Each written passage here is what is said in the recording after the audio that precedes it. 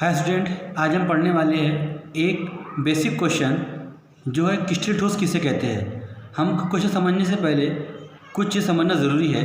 हम देख सकते हैं जो हमारा ठोस पदार्थ होता है ये दो प्रकार का होता है, एक क्रिस्टलीय ठोस होता है और एक अक्रिस्टलीय ठोस होता है। इनका निर्माण, दोनों का निर्माण रचक कण से होता है या अवयव कण से होता है या संघटक कण से होता है। आपको यहाँ दिख रहा होगा कि अपने क्या है, ये रचक कण, इसको हम संघटक कण भी बोल सकते हैं और अवयव कण भी बोल सकते हैं। जब हम इनको मिलाएंगे ना, हमने इनको मिलाए तो हमें क्या मिल रही है, एक ज्यामिति मिल रही है। इसको हम क्या बोलते हैं, इकाई सेल। ये क्या होगा, पूरा हमारा एक इकाई सेल होगा।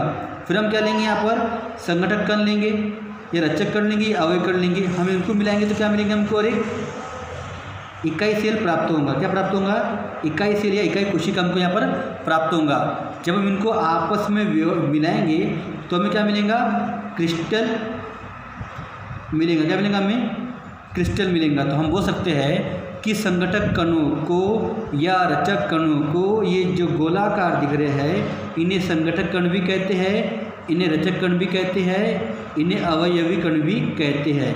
इन संघटक कणों को या रचक कणों को क्रमबद्ध रूप से व्यवस्थित करने पर हमें जो ज्यामिति प्राप्त होते हैं उसे हम क्रिस्टल कहते हैं।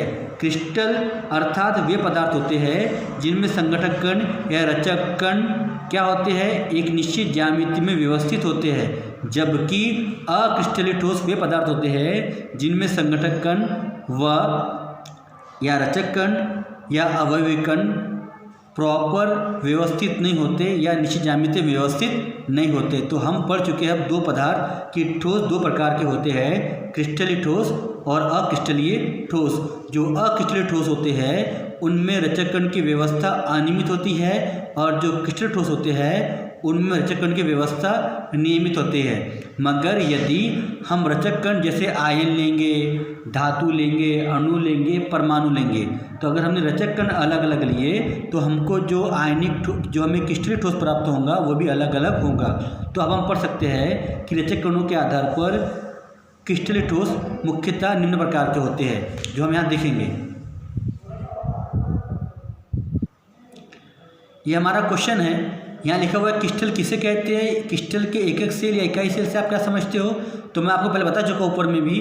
क्रिस्टल वे ठोस पदार्थ होते हैं जिनकी संरचनात्मक इकाई निश्चित ज्यामिति में व्यवस्थित होती है।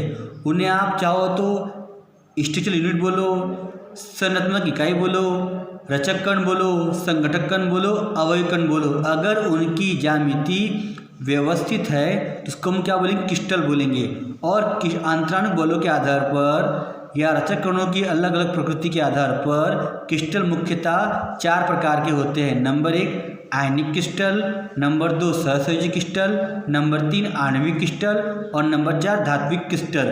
तो आयनिक क्रिस्टल की बात हो रही है तो इनमें जो रचक कण है वो आयन रहेंगे। अगर सहसंयोजी क्रिस्टल की बात हो रही है तो इनमें रचक कण क्या रहेंगे, परमाणु रहेंगे। यदि आणविक क्रिस्टल की बात हो रही है तो इनमें रचक कण कौन रहेंगे, अणु रहेंगे। यदि धात्विक क्रिस्टल की बात हो रही है तो इनमें रचक कण कौन रहेंगे, इनमें रचक कण रहेंगे, धातु आयन रहेगा। तो अब बता दूं आपको मैं, इन चारों की परिभाषा हम सिंपल तरीके से लिख सकते हैं जो यहाँ पर दी गई है। तो आप देखो, आप लोग आयनिक क्रिस्टल में संरचनात्मक इकाई धनायन एवं ऋणायन होती है और इनमें आयनिक बंध पाया जाता है। तो आपको इस परिभाषा पढ़ने से दो बातें समझ में आई होंगी कि जो अपना आयनिक क्रिस्टल है उनका निर्माण धन आयन और ऋण आयन रचक कणों से बनता है और इन दोनों के मध्य जो आयनिक बंध होगा उन्हें हम आयनिक बंध कहेंगे। आप यहाँ एग्जाम्पल दिया हुआ है, NaCl, KCl, AgCl, AgNO3, ये सब आयनिक क्रिस्टल के उदाहरण हैं। अब हम पढ़ते सहसंयोजी क्रिस्टल। तो आपको मैंने इससे पहले बताया था कि सहसंयोजी क्रिस्टल में सहसंयोजी क्रिस्टल में रचक कण बोलो, संघटक कण बोलो, संरचनात्मक इकाई बोलो या अवयवी कण बोलो, वो सब कौन होंगे, परमाणु होंगे। तो यहाँ लिखा हुआ है वे क्रिस्टल होते हैं जिनमें संरचनात्मक इकाई परमाणु होती है इनके मध्य क्या पाया जाएगा, सहसंयोजक बंध पाया जाएगा। इसका मोस्ट एग्जाम्पल उदाहरण है हीरा और SiC, इसको बोलते हैं कार्बाइड और कॉटर्स, ये इसके मुख्य उदाहरण है जो ऑब्जेक्टिव में पूछे भी जाते हैं। अब आता है आणविक क्रिस्टल।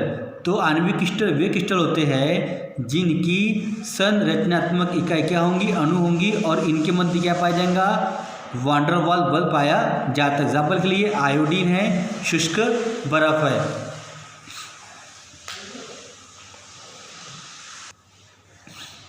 अब आगे दिया हुआ धात्विक क्रिस्टल। ये वे क्रिस्टल होते हैं जिनकी संरचनात्मक इकाई धातु आयन होते हैं, इनके मध्य धात्विक बंध पाया जाता है। एग्जाम्पल के लिए आयरन, कोबाल्ट, निकिल, जिंक, जितने भी धातु है वो सब आपस में एक में से जुड़े रहेंगे और जो उनके मध्य बंध पाया जाएगा उसे धात्विक बंध कहेंगे। तो अभी तक हम लोगों ने 4 प्रकार के ठोस पढ़ लिए हैं। पहला था आयनिक ठोस। आपको मालूम चाहिए कि आयनिक ठोस में रचक कण क्या होगा, आयन होंगे, धन आयन और ऋण आयन, और उनके मध्य बंध कौन सा पाया जाएगा, आयनिक बंध पाया जाएगा। उसी प्रकार किसी ने आपसे पूछा कि सहसंयोजक क्रिस्टल में रचक कण क्या होंगे, तो आप बताओगे कि उसमें रचक कण परमाणु होता है और उनके मध्य सहसंयोजक बंध पाया जाता है। अगर आपसे किसी ने पूछा आणविक क्रिस्टल में कौन सा रचक कण होगा, तो आपका आंसर चाहिए कि आणविक क्रिस्टल में रचक कण या संगठक कण या अवयवी कण या संरचनात्मक इकाई क्या होंगी, अणु होंगी, और इनके मध्य वान डेर वाल बल पाया जाता है। अगर आपसे किसी ने पूछा धातु क्रिस्टल में कौन सा रचक कण होगा, तो आपको समझ में वहाँ पर आपको आंसर देते रहना चाहिए कि धात्विक क्रिस्टल में जो हमारा रचक कण है वो धातु है और इनके मध्य धात्विक बंध पाया जाता है। तो इस तरह से हमने क्रिस्टलीय ठोस के प्रकार देख लिए। वो 4 प्रकार के होते हैं, आपको पता है पहले से ही। नंबर 1 है आयनिक क्रिस्टल, नंबर 2 सहसंयोजक क्रिस्टल, नंबर 3 आणविक क्रिस्टल और नंबर 4 धात्विक क्रिस्टल। अब अगला इसी में उदाहरण दिया था या टॉपिक दिया था कि इकाई कोशिका यूनिट सेल किसे कहते हैं। तो आप यहाँ देख रहे होंगे कि सबसे पहले अपन ने क्या लिए, संगठक कण लिए। उससे अपन ने क्या बनाए, ये हमारे क्या है, संगठक कण है। ये हमारे क्या है, संगठक कण है। इन संगठक कणों को जब आपस में हम जोड़ते हैं तो हमें एक संरचना मिलती है। हम इस संरचना को बोलते हैं इकाई सेल। अब यहाँ पर भी इकाई सेल, यहाँ पर भी इकाई सेल और इधर भी इकाई सेल। जब इन इकाई सेल को आपस में व्यवस्थित करते हैं क्रमबद्ध रूप से, तो जो हमें संरचना मिलती है उसे हम क्रिस्टल जालक कहते हैं, उसे हम त्रिविम जालक भी कह सकते हैं। तो आपको मैं बता दूं, सबसे पहले क्या बनता है, रचक कण की व्यवस्था होती है। उस रचक कण से क्या बनता है, इकाई सेल बनता है, और इकाई सेल को क्रमबद्ध रूप से व्यवस्थित करने पर जो हमें त्रिविम संरचना मतलब XYZ पर प्राप्त होती है उसे हम त्रिविम जालक या क्रिस्टल जालक भी कह सकते हैं। तो पहले हमको क्या मिला, रचक कण से इकाई सेल को क्रमबद्ध रूप से व्यवस्थित करने पर क्रिस्टल जालक प्राप्त होता है। तो अब हम पढ़ते इसके बारे में क्या लिखा हुआ है। तो किसी क्रिस्टल में संगठक कणों को क्रमबद्ध रूप से व्यवस्थित करने पर जो सूक्ष्मतम इकाई बनती है उसे इकाई कोशिका या इकाई सेल कहते हैं। इकाई कोशिका को त्रिविम में क्रमबद्ध रूप से व्यवस्थित करने पर इकाई कोशिका के आकृति के समान क्रिस्टल जालक प्राप्त होता है, जिसे हम त्रिविम जालक भी कहते हैं। इन परिभाषाओं को पढ़ने पर हमें समझ में आता है कि जब हम रचक कणों की क्रमबद्ध रूप से व्यवस्था करेंगे या नियमित रूप से व्यवस्था करेंगे तो हमें जो सूक्ष्मतम इकाई प्राप्त होंगी उसे हम इकाई कोशिका कहेंगे। जब हम इन इकाई कोशिकाओं को क्रमबद्ध रूप से व्यवस्थित करेंगे तो हमें जो त्रिविम जालक प्राप्त होगा उसे हम क्रिस्टल जालक भी कह सकते हैं। तो हमें यहाँ पर एक पढ़ने पर हमें 2 परिभाषाएं समझ में आती है, एक इकाई कोशिका की और एक क्रिस्टल जालक की। तो रचक कणों को क्रमबद्ध रूप से व्यवस्थित करने पर जो सूक्ष्मतम इकाई बनती है उसे हम इकाई कोशिका यूनिट सेल भी कहते हैं। और उन यूनिट सेल को क्रमबद्ध व्यवस्थित करने पर जो हमें इकाई कोशिका के समान आकृति प्राप्त होती है उसे हम क्या कहेंगे? क्रिस्टल जालक कहेंगे। इकाई सेल क्रिस्टल के सभी अभिलक्षण गुण को प्रदर्शित करता है। कौन? इकाई सेल।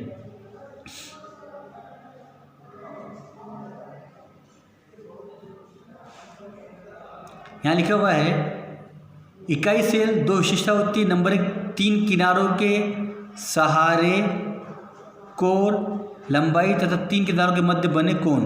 मतलब एक कोण किसके मध्य बनेगा? 3 किनारे क्या होंगे?